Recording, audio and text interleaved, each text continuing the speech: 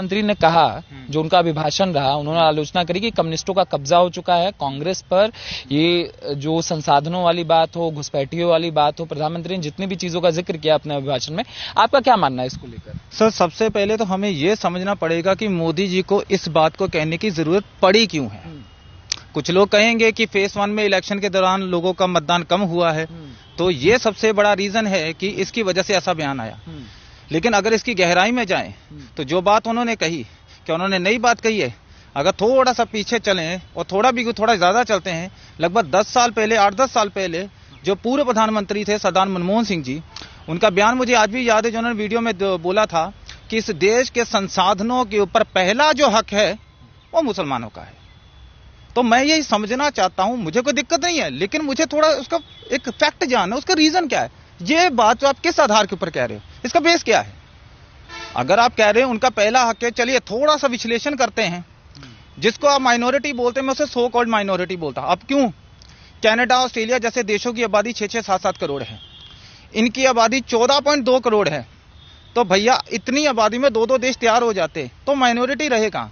Minority हम उनको रखेंगे जिनकी आबादी, जैसे एग्जांपल देता हूं मैं आपको, जैन कम्युनिटी है 0.4%, ठीक है, पारसी है 0.006%, सिख है 1.7%, बुद्धिस्ट है 0.7%।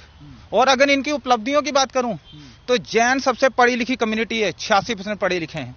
सबसे अमीर माइनॉरिटी, सबसे अमीर माइनॉरिटी की बात करूं तो पारसी सबसे अमीर माइनॉरिटी में से आते हैं। सबसे एंटरप्रेन्योर जिनके सबसे खुद के बिजनेस रन करे, उसमें सिख पहले हुआ। अब बात करते इनकी, अगर इतिहास में जाएं तो जब देश का बंटवारा हुआ था 565 रियासतों में यह देश बटा हुआ था। सही, ठीक है सर। और उस 565 रियासतों में से कितनी रियासतें मुस्लिम थी? हैदराबाद, जूनागढ़, श्रीनगर, मैसूर, भोपाल, अगर पटियाला की छोड़ दूं तो सिख रियासत भी नहीं थी। तो आज ये सवाल है कि इनकी इस कंडीशन में पहुंचा कौन? और आपने सर कांग्रेस की बात की, मैं कांग्रेस के ऊपर अक्सर ये बात बोलता हूं कि कांग्रेस वो पार्टी है जिसने इस देश के टुकड़े करने में कोई कसर नहीं छोड़ी है। और मैं इसकी एक छोटी सी उदाहरण बताता हूं। आप इस समय अमृतसर में हैं, यहां से मात्र 5 से 6 किलोमीटर दूर वो रेलवे ट्रैक है सर, जहां से वो खून से लथपथ ट्रेन पाकिस्तान से चली थी और अमृतसर आके रुकी थी।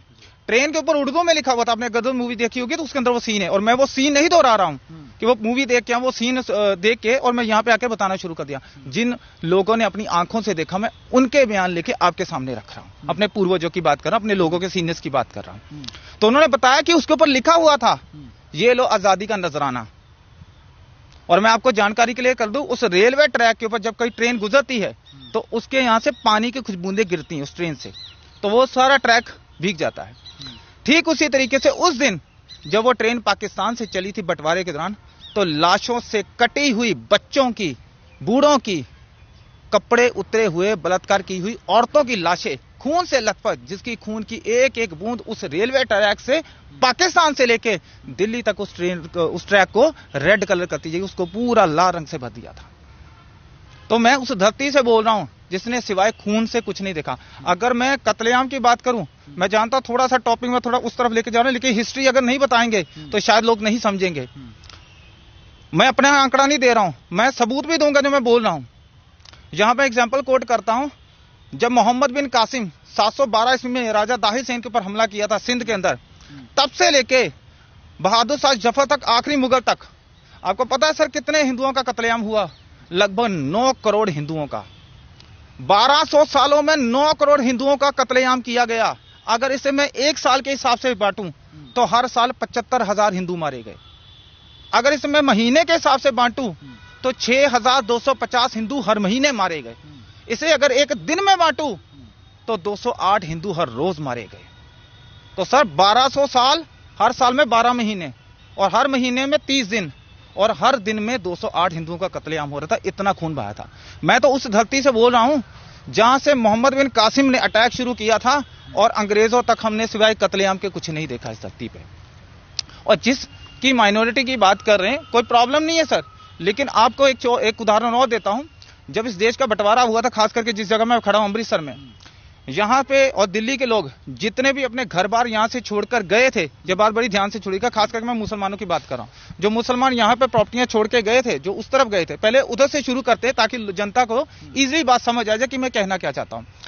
जब बंटवारा हुआ तो लाहौर की उदाहरण देता हूँ। लाहौर प्रभु श्री रामचंद्र जी के बड़े बेटे लव के नाम पर पड़ा था। वहां पे 80% हिंदू सिख थे, ठीक है सर। आज बड़ी मुश्किल से 4 या 5 परिवार होंगे। कहाँ गए? जमीन खा गए या आसमान खा गए। बंटवारे के वक्त तो इन्होंने बहुत कुछ ले लिया। वहां पे जितनी भी प्रॉपर्टियां छोड़ के वो यहाँ पे आए थे, उन प्रॉपर्टियों के ऊपर आज उनका कब्जा है।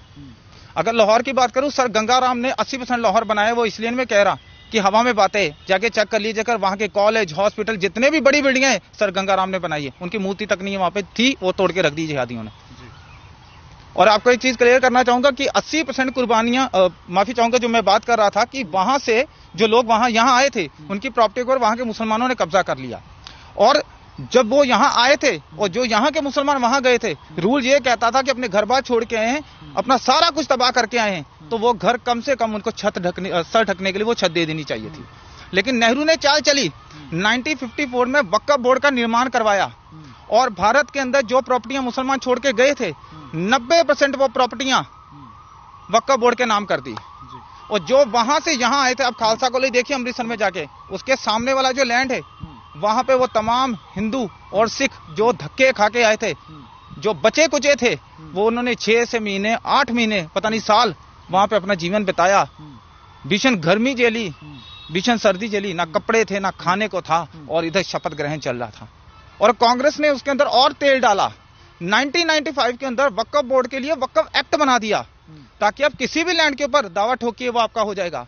और 2013 जाते जाते सरदार मनमोहन सिंह की सरकार जब गई तो उनको अनलिमिटेड पावर दे दी, ताकि आप किसी भी लैंड के ऊपर दावा ठोक दिए। और सबसे शर्म की बात देखिए, अगर कोई वक्फ बोर्ड वाला आपकी प्रॉपर्टी के ऊपर दावा ठोकता है तो आप कोर्ट नहीं जा सकते हो, और जिसके यहां जाना है उसका जज भी उस कम्युनिटी से होगा, वकील भी उस कम्युनिटी से होगा, कार्रवाई करने वाले भी सारी उस कम्युनिटी से होंगे। तो बताइए सर क्या है ये? किसने किया? ये कांग्रेस ने किया। तो ये जो माइनॉरिटी की बात कर रहे हैं सर, उस माइनॉरिटी के पास इस समय वक्फ बोर्ड की बात करूं तो 8 लाख वर्ग किलोमीटर का लैंड उनके पास है। भारत के 30वें नंबर पे उनके पास लैंड है। फिर भी अगर आपकी माइनॉरिटी के लोग धक्के खा रहे हैं, कोई गमले बेच रहा है, कोई कुल्फी बेच रहा है, तो फिर सर उसके लिए आपका कसूरवार है।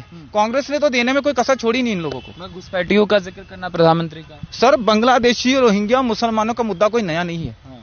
मोदी जी को चले साइड पे रखते हैं। इसका पहली बार जिक्र तो सरदार मनमोहन सिंह ने खुद कहा था। उन्होंने कहा था, आप जाके यूट्यूब पे चेक करिए, उनके बयान आई थिंक आज भी होंगे, आर्टिकल भी मिल जाएंगे। उन्होंने कहा था कि बॉर्डर से उस तरफ लोग घुस रहे हैं, घुसपैठ कर रहे हैं, और ये भारत की डेमोग्राफी को इंटेंशनली चेंज किया जा रहा है, सो दैट कि इस भारत को दारुल अमन से दारुल हर्ब तो बना दिया, अब दारुल हर्ब से दारुल इस्लाम बनाना चाहते हैं। इस कंट्री का इस्लामीकरण में विपक्ष जो है वो बहुत बड़ा कंट्रीब्यूशन कर रहा है। कह रहे हम तो ऐसा कुछ करना नहीं है, हमारे तो ना मैनिफेस्टो में ना कुछ है, ये तो मोदी जी को डर लग रहा है, हार के डर के चक्कर में, ध्रुवीकरण के चक्कर में सारी चीजें हो। अच्छा, इनको लगता है मोदी जी ने ये सब किया है। ठीक है, मुझे एक चीज बताइए, अभी मैं पहले एक बयान सुन रहा था इनका, ये कह रहे थे जी हम जब सत्ता में आएंगे तो सीए को हटा देंगे। ठीक है, क्या आपने कभी कांग्रेस को वक्फ बोर्ड को हटाने की बात करते हुए देखा? ये कहते हैं ना हम संविधान के संरक्षण है, हम संविधान को बचाएंगे, तो संविधान में आर्टिकल 44 लिखा है यूनिफॉर्म सिविल कोड आना चाहिए। आप लाएंगे? अब तो संविधान बचाने वाले, वो तो संविधान तोड़ने वाले। तो बचाने वालों से सवाल कर रहा हूं। कॉन्स्टिट्यूशन के आर्टिकल 48 में लिखा हुआ है कि गांव हत्या के ऊपर कानून बनना चाहिए, तो बनाएंगे? तो किस पार्टी की बात कर रहे हैं सर? जिसने पंजाब का टुकड़े टुकड़े कर दिए, जिसने बंगाल के टुकड़े टुकड़े कर दिए, जिसने इतना कत्लेआम किया कि मैं उसको गिनती में नहीं बता सकता। अभी जो मैंने आंकड़ा दिया थोड़ी देर पहले, कितने लोग मारे गए, अब मैं सबूत देता हूं इसका। विल डोरेंट की किताब पढ़ लीजिए। वो विल डोरेंट आरएसएस से नहीं है, बीजेपी से नहीं है, अमेरिका राइटर है, 15 किताबें लगभग लिख चुका है। उसकी किताब पढ़िए, उसकी किताब में लिखा है 8 से 9 करोड़ हिंदुओं का कत्लेआम हुआ 1200 सालों में। मैं नहीं कह रहा। और एक चीज और बता दूं, आप उस पार्टी की बात कर रहे हैं जो 22 तारीख को राम मंदिर के कह रहे हैं कि ये बीजेपी का इवेंट, हम नहीं जाएंगे। तो क्या प्रभु श्री राम जी बीजेपी के हैं? बीजेपी जब नहीं भी थी 1980 में, उससे पहले राम जी को मानने वाला कोई नहीं था। मेरे दादाजी मानते थे, तब तो बीजेपी नहीं थी। मेरे परदादा जी मानते थे, तब तो बीजेपी नहीं थी। मेरा बाप जब पैदा हुआ तब भी बीजेपी नहीं थी। तो वो तो सारे राम राम करते आ रहे हैं। तो क्या बीजेपी के सिर्फ राम जी है? और हाँ, विरोध करें भी क्यों ना, ये तो वही पार्टी है ना। जिनके पहले प्रधानमंत्री पंडित जवाहरलाल नेहरू 19 सितंबर, डेट बता रहा हूं, ध्यान से सुन लीजिएगा, 19 सितंबर 1959 को बाबर की दरगाह के ऊपर गए थे अफगानिस्तान सिर झुकाने के लिए। उसके बाद अब सबूत भी दे रहा हूं, इंदिरा गांधी 1968 किताब बाय नटवर सिंह, उनके जो उस समय के विदेश मंत्री थे, उनकी किताब पढ़ लीजिए। वंस आई थिंक किताब का नाम है one life is not enough. उस किताब के अंदर एक पैराग्राफ है, उस पैराग्राफ के अंदर इंदिरा गांधी के बारे में उन्होंने क्या लिखा कि जैसे वो बाबर की दरगाह से, दरगाह नहीं बोलूंगा, उस कब्र से जैसे वो झुक के आई, तो उन्होंने एक इंग्लिश में लाइन बोली, वो क्या था, I have had the brush with our history. इसका हिंदी में अनुवाद कर देता हूं। इसका मतलब है कि आज मेरा सामना मेरे इतिहास से हुआ। कौन से इतिहास से की बात कर रहे हैं? आपका बाबर से क्या लेना देना है? फिर 1976 के अंदर इंदिरा गांधी और राजीव गांधी फिर गए, और उसके बाद 2005 के अंदर ये राहुल गांधी दोबारा से बाबर के उस टॉम पे गए। तो इनकी 4 जनरेशन बाबर के सामने झुक चुकी हैं, लेकिन इनकी 4 में से एक भी जनरेशन का एक भी बंदा आज तक अयोध्या नहीं गया। और किस ये अभी बात कर रहे हैं, 2007 में एफिडेविट दिया था इन्होंने कोर्ट में कि राम एक काल्पनिक पात्र है, राम का कोई वजूद नहीं है। किसने दिया था? इसी पार्टी ने दिया था ना। शर्म आनी चाहिए उन लोगों को जो आज इनको वोट डालते हैं। आज हिंदू, सॉरी टू से, सच्चाई बोलना, मैं खुद हिंदू हूं, लेकिन को बोलूंगा वही जो सच है। मैं किसी को इंप्रेस करने के लिए नहीं बोलता कि ये सच नहीं है कि दारू की बोतल के लिए, 500 के नोट के लिए आज हिंदू बिकता है। फ्री बिजली दे दो, फ्री पानी दे दो, फ्री सिलेंडर दे दो, खाने को फ्री दे दो, बस बिक जाता हूं। वोट जहां बोलोगे डाल दूंगा। उसको राम से नहीं लेना था। ये सबसे बड़ा कारण है। 35,000 मंदिर टूटे हुए हैं और इनको क्या चाहिए? उसके ऊपर मस्जिदें खड़ी हैं। तो प्रधानमंत्री को क्यों आवश्यकता पड़ी ये सब बताने की? सर, लोगों को भी पता है और बताने की जरूरत इसलिए पड़ी क्योंकि जब शरदा के 35 टुकड़े हुए थे, लोग भूल गए। जब बदायूं में 2 बच्चों का कत्लेआम हुआ, छोटे छोटे बच्चों का, जिनको शायद दुनिया का भी नहीं पता, लोग भूल गए।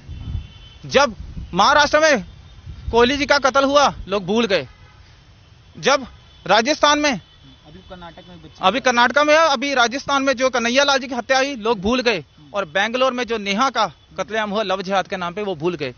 भारत के लोगों की यही बड़ी प्रॉब्लम है सर, मर भी जाते हैं, भूल भी जाते हैं। और इनको याद दिलाने के लिए किसी ना किसी को तो बोलना पड़ेगा, ताकि इनके उस मरे हुए जमीर को जगाया जा सके और इनको याद दिलाया जा सके कि ये वजूद की तुम्हारी आखिरी लड़ाई है। अगर अब नहीं जागे तो बेटा ये याद जरूर रखना कि वो दिन दूर नहीं है जब तुम लोग एक इतिहास की किताबों में सिर्फ पढ़ाए जाओगे, तुम्हारा कोई वजूद नहीं बचेगा। और इसका एक इंपॉर्टेंट पॉइंट बता के खत्म कर रहा हूं। दुनिया में 27 पुरानी सिविलाइजेशन थी, 25 खत्म हो चुकी है, जिसमें ग्रीक सिविलाइजेशन की बात करूं, रोमन सिविलाइजेशन की बात करूं, इजिप्ट की बात करूं, मेसोपोटामिया की बात करूं, बहुत सारी हैं। ठीक है, ओल्ड इजिप्शियंस की बात करूं, माया सिविलाइजेशन की बात करूं, उसमें से 2 बची हैं। एक है भारतीय सिविलाइजेशन, एक है चाइनीज सिविलाइजेशन। और अगर इस लड़ाई को इस तरह, अगर अब हम नहीं जाकर, हमने उस पार्टी के खिलाफ कम से कम वोट नहीं किया जिसने हमें इस स्टेज पे लाके खड़ा किया है, तो सर सॉरी टू से, ये हमारे सनातनियों के आने वाले मात्र आखिरी 2 दशक होंगे। उसके बाद हमारा इतिहास सिर्फ और सिर्फ इतिहास की किताबों में पढ़ाया जाएगा। शायद इसी डर को ध्यान में रखते हुए मोदी जी को ये बात बोलने की